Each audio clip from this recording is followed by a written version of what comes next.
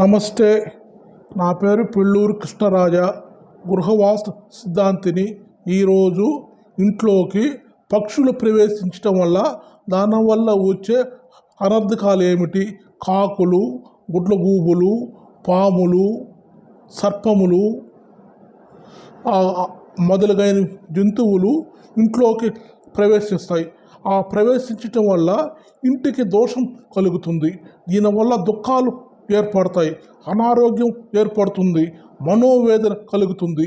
కాబట్టి పూజారుల సహాయంతో ఆ ఇంటిని ఎన్ని నెలలు మూత వచ్చిందో మూత వేసుకొని లేదా ఆవు పంచితం చల్లటం వల్ల కూడా దోషం పోతుంది.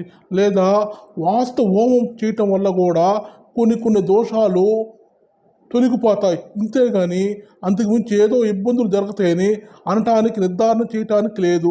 కాబట్టి పక్షులు కానీ జంతువులు కానీ వచ్చినప్పుడు ఆ ఇంటిని వాస్తు పూజలు, వాస్తు హోమాలు చేపించుకోవటం వల్ల ఆ ఇంట్లో ఉండే వాళ్ళకి సుఖశాంతులు, ఐశ్వర్యము కలుగుతుంది అనటంలో ఎటువంటి సందేహం లేదు.